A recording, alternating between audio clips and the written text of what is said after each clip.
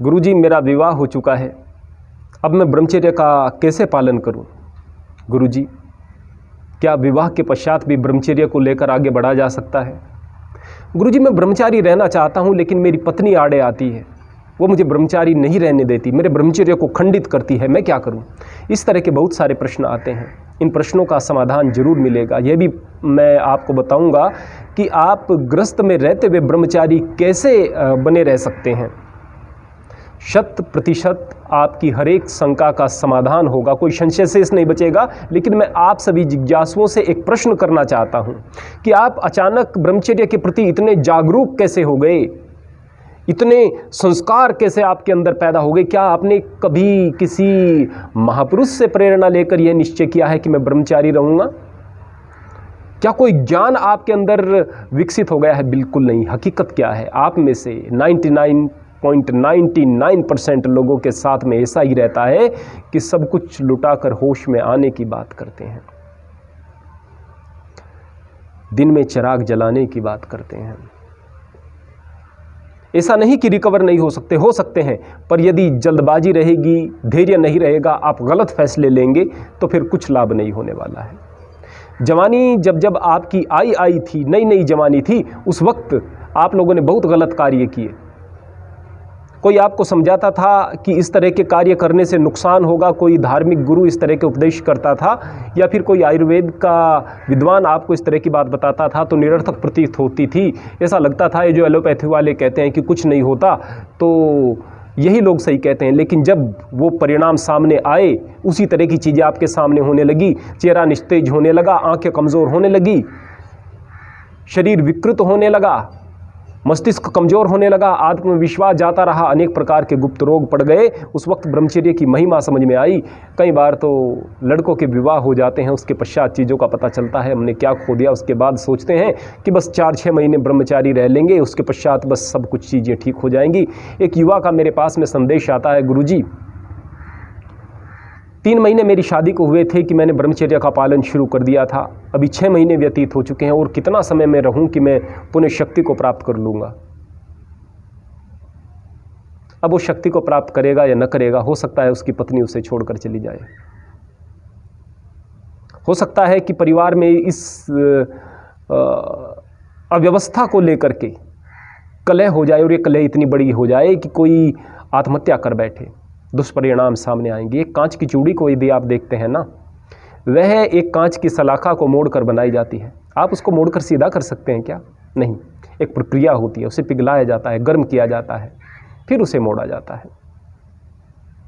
आप ज़बरदस्ती कांच को मोड़ने का प्रयास कर रहे होते हैं, वो टूट जाएगा। आप ज़बरदस्ती अपनी पत्नी पर ब्रह्मचर्य को थोप रहे हैं, नहीं थोपी जा सकती हैं ये चीज़ें। और ब्रह्मचर्य को कितना समझते हैं आप? वैसे तो ब्रह्मचर्य क्या है, इस पर कई वीडियो बनाई जाए तो भी कम, लेकिन ना आप सुन पाएंगे ना समझ पाएंगे, धैर्य नहीं है। फिर भी मैं कम शब्दों में पुनः समझाता हूँ। 13 गुण होते हैं, मुख्य 13 गुण। वो 13 गुण आपके अंदर हैं तो आप ब्रह्मचारी हैं। ब्रह्म जैसी चर्या, सबसे पहले दया, फिर प्रेम, सहनशीलता, परोपकार, पराक्रम, धैर्य, क्षमा, कुवृत्तियों का दमन, श्रद्धा, भक्ति, संयम, सदाचार और सेवा। ये गुण यदि आपके अंदर हैं तो आप ब्रह्मचारी हैं।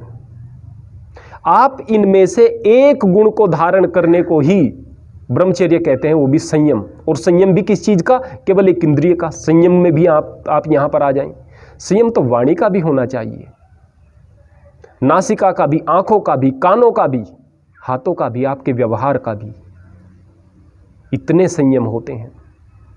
तो इतनी विस्तृत परिभाषा में से आप एक कण मात्र को पकड़कर ब्रह्मचर्य को लेकर के बैठ जाते हैं, यहां पर गड़बड़ हो जाती है। और उस ब्रह्मचर्य के खंडन से भी कई प्रकार के रोग आप जब अपने अंदर पैदा कर लेते हैं, फिर एक कुंठा से, एक परेशानी से आप एक फैसला लेने जा रहे होते हैं, जल्दबाजी में फैसला लेने जा रहे होते हैं कि मैं शादी के बाद भी ब्रह्मचारी रहूँगा। निश्चित रूप से परिणाम विपरीत होंगे। जो भी कुंठा में फैसला लिया जाएगा, जल्दबाजी में फैसला लिया जाएगा, वो फैसला कभी भी किसी भी स्थान पर सही नहीं हो सकता है। तथाकथित बहुत सारे आपको ब्रह्मचर्य पर उपदेश करने वाले लोग आपको ऐसे मिल जाएंगे। शादी के बाद भी केवल संतान उत्पत्ति के लिए आप लोग शारीरिक संबंध बनाएं तो आप ब्रह्मचारी रह सकते हैं, आपको ऐसे बच्चे पैदा हो जाएंगे, वैसे हो जाएंगे, इत्यादि इत्यादि।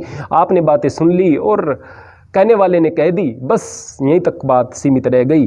ना आपको जीवन में धारण करनी है और कहने वाले की बस बात सुन ली गई, यहीं तक बात सीमित हो गई। नहीं, हमारा उद्देश्य है कि आपका वास्तव में भला हो और कोई ऐसी चीज़ें हों जो कि आप में वास्तव में परिवर्तन लेकर आएं। सच्चाई को ग्रहण करने के लिए, उस पर चलने के लिए ज़्यादा मेहनत की आवश्यकता नहीं होती है। कुछ ज़्यादा बड़े परिवर्तन आपको नहीं करने होते हैं, संतुलन में रहना होता है। एक व्यक्ति क्रोधी है, अहंकारी है, दुष्ट है, ईर्ष्या करने वाला है,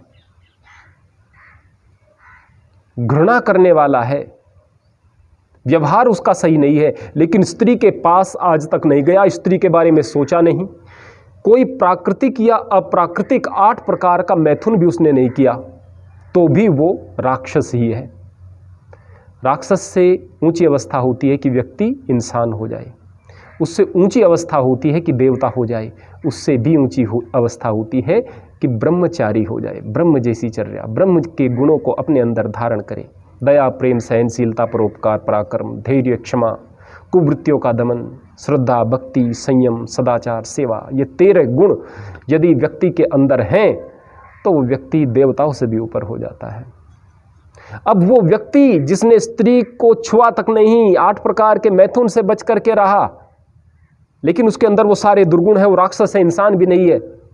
लेकिन एक ऐसा गृहस्थ जहां पर पति पत्नी एक दूसरे का बहुत सम्मान करते हैं, पति अपनी पत्नी का बहुत सम्मान करता है, बस उसके अलावा उसे कोई और दिखाई नहीं देती, वही उसके लिए उर्वशी है, वही मेनका है, जो भी है, जैसी भी है, तो मुझे स्वीकार है, इस तरह की भावना है। स्वीकार ही नहीं, तो मेरे जीवन में आई है तो मेरा जीवन स्वर्ग बन गया है, इस तरह की भावना वो रखती है। पत्नी पति के प्रति भावना रखती है, आप मेरे पति हो, आप वो हो जिसे मैं चाहती थी कि आप मेरे जीवन में आएं, मेरे जीवन का संबल बने, हम एक दूसरे से कदम मिलाकर अपने परिवार को आगे लेकर चलें। एक दूसरे के प्रति ऐसा सम्मान, ऐसा समर्पण है। बैठ करके दोनों आपस में धार्मिक परिचर्चा करते हैं, प्रभु चिंतन करते हैं, सहनशीलता की परीक्षा में बार बार सफल होते हैं। परीक्षा होती है, एक युगल होते हैं ना पति पत्नी, बार बार उन्हें परिवार में बहुत कुछ सहन करना पड़ता है। बड़ों की कई ऐसी बातें सहन करनी पड़ती हैं जो कि बड़े ही बच्चों के साथ गलत कर रहे होते हैं।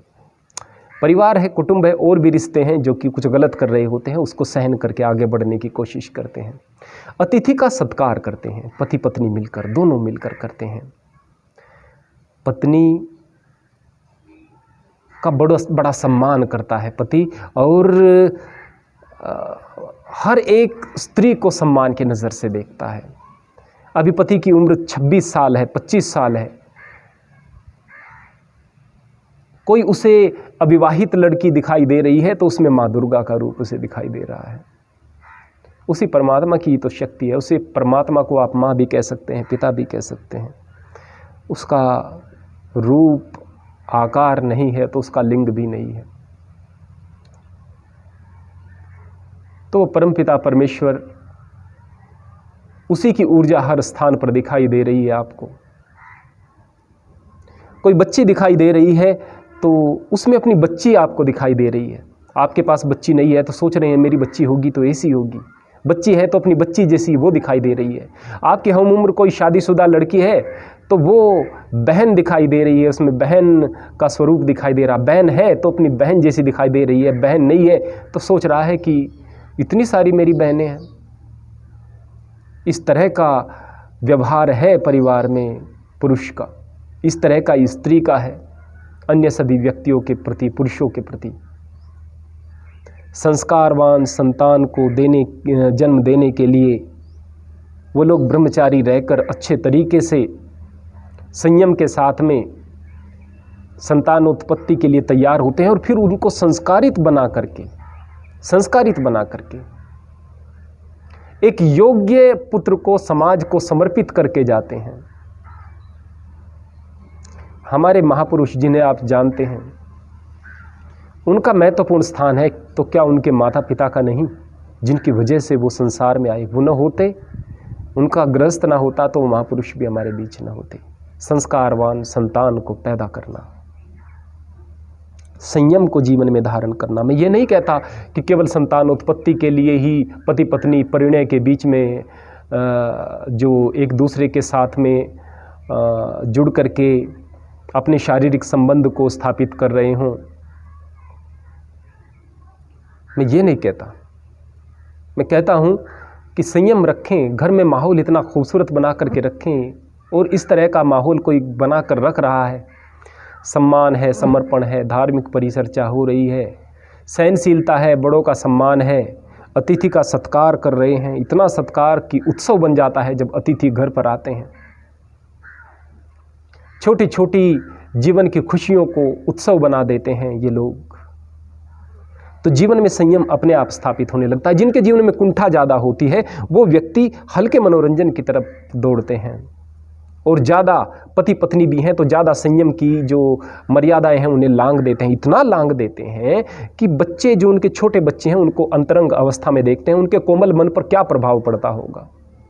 ये सारी की सारी चीज़ें होती हैं, लेकिन जिस स्थान पर नहीं हो रही है, वो सारी के सारे गुण जो मैं यहाँ पर बता रहा हूँ उस परिवार के अंदर हैं।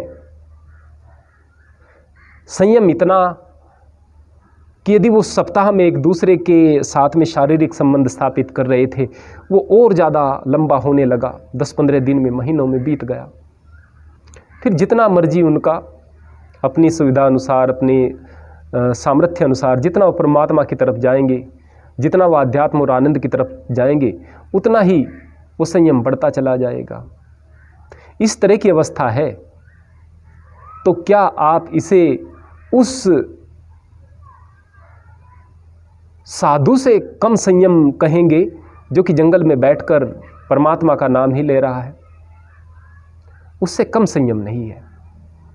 हमारे जितने आश्रम, अच्छे आश्रम आज भी हैं, वो चल रहे हैं तो वो गृहस्थ के आधार पर चल रहे हैं। गृहस्थ ना हो तो आश्रम किस प्रकार चलेंगे? पहले भी अगर आश्रम चलते थे तो वो गृहस्थ के आधार पर चलते थे। आश्रमों में उपनिषद की रचना हुई, ऋषियों की पत्नियां हुआ करती थी, उनके साथ रहा करती थी, उनके बच्चे हुआ करते थे। सभी ऋषि, हमारे ज़्यादातर ऋषि, 90% से ज़्यादा ऋषि हमारे विवाहित हुआ करते थे। अगर कुछ अविवाहित थे तो ऐसे तो अविवाहित आपको समाज के अंदर भी बहुत सारे लोग वर्तमान में भी मिल जाते हैं, अगर आप अविवाहित साधु को ही गिन रहे हैं। ज़्यादातर हमारे साधु सारे के सारे ऋषि जितने थे विवाहित ही हुआ करते थे।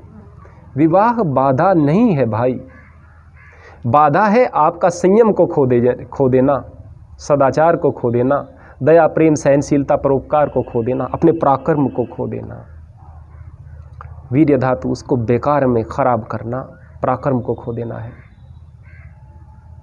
आप एक बात बताइएगा, आप दयापूर्ण कार्य कर रहे हैं, पति पत्नी मिलकर ज़्यादा बेहतर तरीके से कर सकते हैं। प्रेम से तो आप दोनों रह सकते हैं। सहनशीलता, अगर पति पत्नी जोड़े के रूप में रह रहे हैं तो इस बात को सर्वेक्षण कहता है वो ज़्यादा सहनशील हो जाते हैं। अकेला आदमी इतना सहनशील नहीं रहता। परोपकार ज़्यादा कर सकते हैं संयुक्त रूप से पति पत्नी मिलकर। वीर्य रक्षा भी ज़्यादा कर सकते हैं। ध्यान रखना, वर्तमान परिप्रेक्ष्य में जितना संयमित एक सद्गृहस्थ रह सकता है, दूसरा व्यक्ति इतनी आसानी से नहीं रह सकता।